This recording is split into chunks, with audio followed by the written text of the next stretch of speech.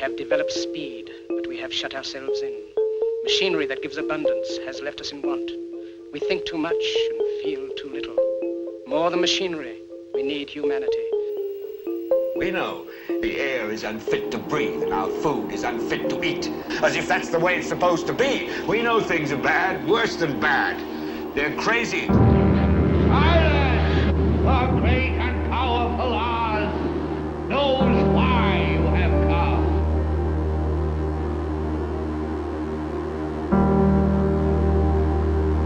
You've got to say, I'm a human being. God damn it. My life has value. You have meddled with the primal forces of nature.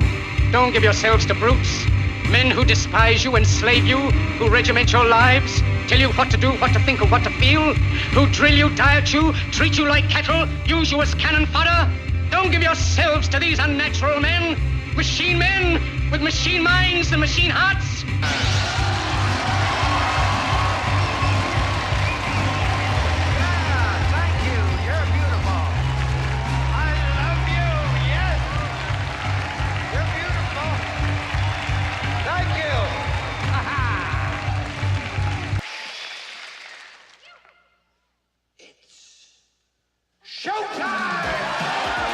It's time to buckle up for making sense of the madness. And who loves you? And who do you love? Hey everybody, Jason Bermas here. And, I really dislike continually having to report on the atrocities of war. And one of the reasons that we're going to focus in today on what is going on with Israel, Palestine, Gaza in particular, and now this latest story of an Al Jazeera journalist intentionally being targeted as a supposed member of Hamas, and a unit of 5 journalists, that's what's being reported, killed by the IDF is insanity. And it just kind of shows you outwardly where we are, but it should be no surprise because the vast majority of us have been extremely indifferent on this. And one of the things I try not to do on this show is focus on one specific group. There will be pockets where I cover Bilderberg. There will be pockets where I cover the Council on Foreign Relations. There will be pockets where it's continuity of government and the DOD. There will be pockets when we talk about Israeli policy. There are now pockets when we talk about Ukraine, Russia, NATO. And I am of the strict belief that there are vying power structures throughout the world, unfortunately, that act like a global mafia in the sense that, yes, they're at the table, they're playing cards, they're trying to win against one another, but there are certain limitations in the fact that they will not expose the card game. And October 7th, the anniversary is coming up, but when this happened, and so many people were kind of naive to the idea that this was going to be short. It was going to be quick. It was going to be hard. It was going to be painful. It was going to be maybe more of what we'd seen in the past, which wasn't great, but it would have an ending. The ending I see here, unfortunately, doesn't have an ending. And what do I mean by that?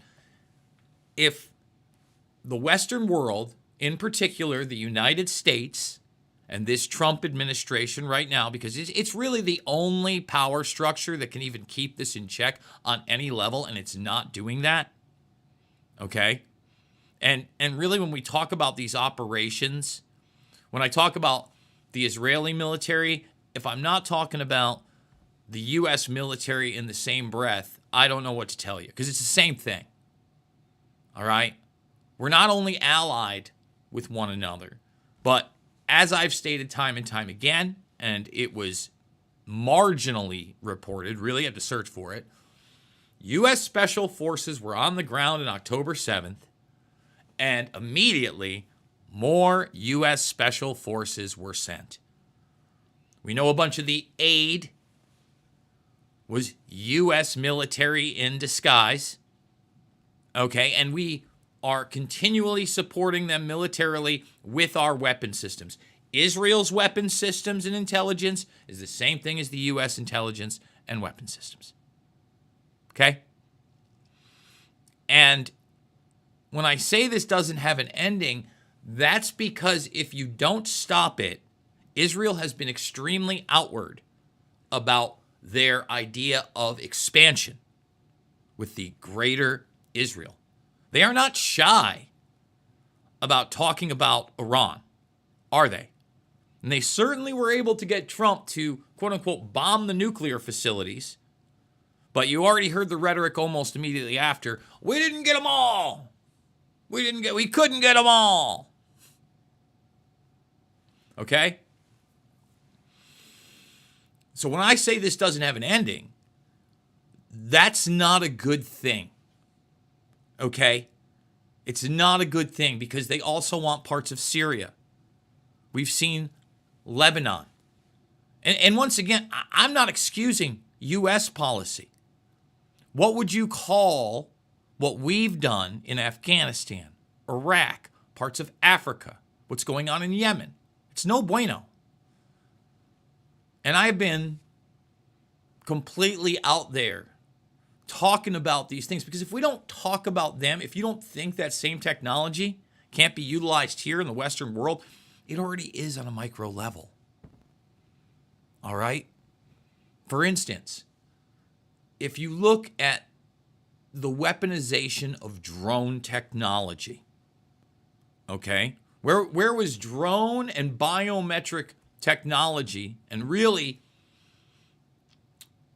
new wave Boston Dynamics DARPA style robots pioneered? The war on terror. That's where it is. And, you know, just last week when we did that show talking about the moon and nuclear bases, that was a press conference telling you the drone technology is coming here to the United States and it's going to be massively deregulated. Massively deregulated. And remember, prior to this new Trump administration, during that Biden administration where people were like lunaticking out over all these drone sightings, well, they're Chinese submarine super spy drones. You know, on the wave of that hysteria of Chinese spy balloons. None of that was real. None of that was real. The Chinese spy balloon is simply a satellite network known to the U.S., run by the U.S. and its allies, out in the Arctic Rim, that are on balloons that are not in low Earth orbit, that go up all the time. But the public's not really privy to that. Seymour Hersh actually talked about that. Okay? So you have that. And then you have this, the aliens and the UFOs and the Chinese. No. Your government was preparing and is still preparing to deploy this technology here in the United States. Now, is it going to be utilized the same way? Maybe not at first. Maybe not at first. Hopefully not ever. But that's the point of this broadcast. I mean, you're targeting journalists. It's not debanking them. It's not deplatforming them. And there'll be a certain crowd out there still brainwashed from that war on terror. Oh, Al Jazeera, that's Al Qaeda. You mean Al Qaeda? Huh? Yeah, that's what Al Jazeera is. And listen, I'm not saying Al Jazeera gets it right all the time. And we're actually going to play a CBS News piece. We're not saying CBS News gets it right all the time. But you can't allow the normalization of journalists being targeted, especially in war zones. Because you already got the fear of God into the vast majority of these journalists that are on the ground in a war zone, wearing press. Can you imagine? Somewhere I don't want to be, folks. Be real honest. Never want to be reporting in a big cap and a jacket with bullets flying around me. Not my cup of tea. But I'm glad people are there. I am. Because you're going to get propaganda from all sides, including the media. But you better allow people to get in there. And they should have a certain amount of protection. But everything seems to be fair game in this region. And this ground invasion that supposedly doesn't have a date is extremely frightening. And Netanyahu's out there in press conference saying, oh, no, we're going to let independent journalists in. Really? Really? I don't even know what independent journalism is right now, especially on that level. I mean, that's having skin in the game right now, reporting in that place. I mean, it looks like every single dystopic, nightmarish war zone you've seen in movies, and it frankly looks much worse than what we've even seen in wars past. The further you zoom out and see the devastation there, my God. And look, that's why I do feel extremely blessed. As many problems as we have here in the United States, compared to what's going on there, thank goodness I'm fighting the good fight here. All right? And just kind of one other note. You know, I just watched Trump's press conference on the National Guard and them being utilized in D.C. to clean up D.C. Quite frankly, I'm not sure I know how to feel about that. I feel like the less the military is involved, the better, especially in those areas. I think that, you know, we have a police force for a reason, and they just have to do their jobs. But I've also, you know, I've been around the National Guard on the ground in cities, especially New York City in particular, post 9/11 forever. And the military is still down on the subways. I mean, it's not a huge presence, but it's there. Okay? The reason I bring that up is because during the press conference was extremely large. I mean, people were talking about Zelensky, Putin, just about everything else. But I didn't hear a word about Israel, Palestine, and especially these journalists being killed. That's no bueno. So, thumbs it up, subscribe, share, ring that notification bell. If you're watching live, thank you so much for being in the live chat. But give a comment down below. And remember, folks, I really can't do it without you. This is it. We're going to find out if we're going to be able to continue this with viewer support. If not, who knows where I goes? Who knows what the continuity or the quantity of videos I'll actually be able to do is. But $5, $10, $15, it means the world to me. Big donors, thank you so much. Dina Ray, thank you so much. If you're not comfortable with the Buy Me a Coffee, there are other links down below. Also, consider giving me a follow on X. That's where you'll see a lot of these stories in the raw format, okay? And we don't cover everything that I get over here. Plus, you will also have access to the live streams as well. All right, let's get into it. And then we're going to watch this CBS News piece. UN condemns targeted Israeli attack that killed 5 Al Jazeera journalists. Now, I'm not even trying to support the United Nations here. I want to make that extremely clear. The UN Human Rights Office has condemned a targeted Israeli attack that killed 6 journalists in Gaza, calling it a grave breach of international humanitarian law. 5 Al Jazeera journalists, including prominent correspondent Anas al-Sharif, were killed in an Israeli airstrike on Sunday night alongside a 6th freelance journalist. The Israeli military said it had targeted Sharif, alleging that he had served as the head of a terrorist cell in Hamas. So now, I mean, again, here's the narrative. Somebody who seems to be a popular and possibly successful journalist, Hamas. And it's not like we haven't done that in the United States to the point where they've overused purposely this term domestic terrorist, right? Okay, so I'm sorry, but like it's the same as when the United States overseas just wanted to target anybody and everybody they could in a quote-unquote war zone, and they said that military combatants were any males that were 16 years of age or older. In fact, you know what? Let's do it live. Let's hit the button and let's do it live. We'll do it live. Okay. We'll do it live. Fuck it. Do it live. I'll write it and we'll do it live. Okay, let's see what we got.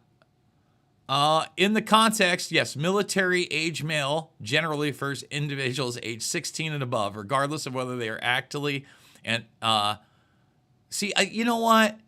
You're just garbage, is what you are, Google. I mean, this is Google. Let's see if we get a better one on DuckDuckGo.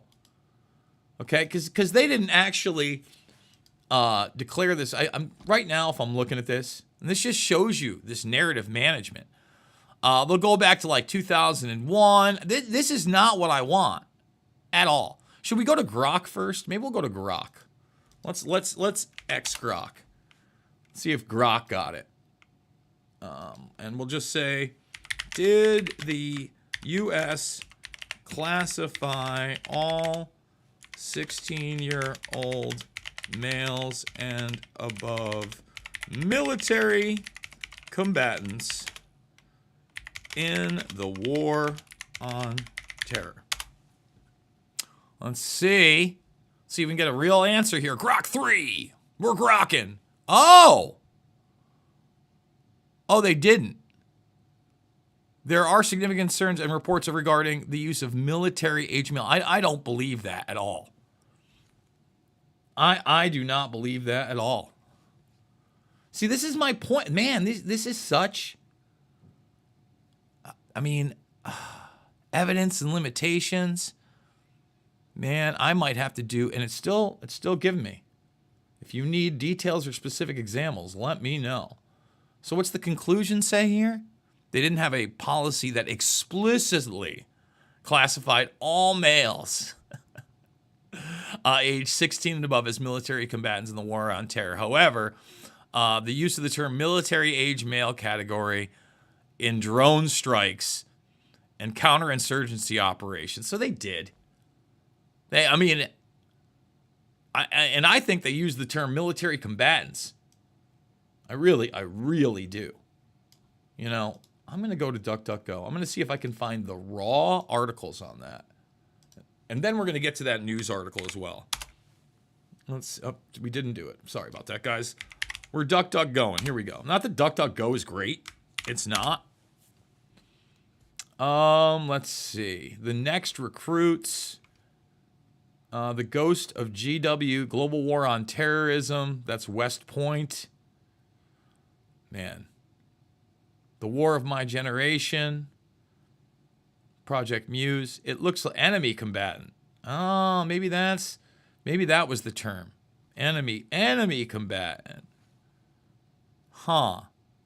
There we go. That could be it. And then they've got a loophole. All right. Let's thumbs it up. Let's get to this right here. Let's get to this CBS piece. We turn our attention now to the war in Gaza, where an Israeli strike on Gaza City overnight has killed Al Jazeera correspondent Anas al-Sharif, along with a number of other journalists. The IDF confirmed it killed al-Sharif, alleging he was the head of a Hamas terror cell. Now, that claim has been rejected by Al Jazeera, and before his death, al-Sharif also denied claims he was connected to the militant group. This comes as Israeli Prime Minister Benjamin Netanyahu faces mounting international pressure over the situation in the enclave, with Australia becoming the latest nation to announce it will recognize a Palestinian state. Yesterday, Netanyahu held a press conference with foreign media to defend his government's planned military offensive into Gaza City. And our Deborah Patter was there. Firstly, why is Israel not allowing foreign journalists into Gaza to report independently? I've ordered and directed the military to bring in foreign journalists, more foreign journalists, a lot. CBS News senior foreign correspondent Deborah Patter joins us now from Jerusalem with more on that exchange. Good morning, Deborah. You know, as you've reported extensively, residents have suffered immensely in Gaza, but how dangerous is it for journalists at large? Tell us more about your questioning of the Prime Minister and this claim from the IDF the journalist who was killed was connected to Hamas. Well, Errol, it's unclear exactly what the Prime Minister meant in his comments. Let me be clear. The foreign press is not asking for military embeds under IDF control, but for independent, on-the-ground, unfettered access to report on Gaza, as we have done in war zones around the world. Until now, the burden of that reporting has fallen on Palestinian journalists inside Gaza, and over 200 have already been killed. And just hours after that media briefing with Prime Minister Netanyahu, we heard the news that Al Jazeera crew, including correspondent Anas al-Sharif, had been killed in a targeted Israeli strike. Now, the IDF claims he was the head of a Hamas cell, but just over 2 weeks ago, the New York-based Committee to Protect Journalists said they were gravely worried for his safety. They believe Sharif was the target of an Israeli military smear campaign based on unsubstantiated allegations. And he had told the CPJ he feared he was being set up for assassination. Errol? And Deborah, what about this Israeli offensive? Do we have any sense of when it might begin? No firm date has been given, Errol. There are hundreds of thousands of Palestinians living in the areas the IDF intends to push into in Gaza City and al-Mawasi. They now face forced evacuation, and that could take weeks. But we spoke to a veteran hostage negotiator, Gershom Baskin, who told us that he believes there is still a 2-week window in which to negotiate a ceasefire in Gaza. He said Netanyahu's new war plan is a death sentence for Israeli hostages and for exhausted IDF troops and for Palestinians in Gaza. He believes the only person who can stop this is President Trump. And this ends, he said, when there is a call from the White House to Netanyahu saying, I've been telling you this for months, you need to end the war right now. Errol? End the war right now. I don't even know if Trump's going to be able to do it. Let's be real. I want to believe. I don't think he likes it. He seems pissed when he's talking about it. But this is it. They're going in. 200 journalists plus. 200 journalists plus. Less than 2 years. Okay? I mean, and they're just boning up and saying, yeah, no, we targeted this guy. If that's not dangerous, I don't know what is. Okay? And I'm not an ideological guy. I'm not taking, one person's or one group's religious or political beliefs. I want the death to stop. I don't want us involved. I don't want to spark a larger global conflict with God knows what. Man, dead kids in my feed is not a fun thing. Folks, that's going to about wrap this one up. I do want to say thank you to those that have donated, both anonymously and otherwise, big and small. Please consider the Buy Me a Coffee. Also, didn't even get 50 thumbs up while we were live. Let's get those thumbs up, those comments down below. Remember, I am a documentary filmmaker. All my films are free of charge. You want to learn about 9/11? You're new to the broadcast? Kurt Metzger brought a lot of people over. Thank you, Kurt. We appreciate it. Loose Change Final Cut, Fabled Enemies, that's down below. Those are the 9/11 pictures. Then Invisible Empire, A New World Order Defined, and Shade the Motion Picture, larger scale. Folks, it is not about left or right. It is always about right and wrong. I absolutely love you guys, and we will see you all on the flip side.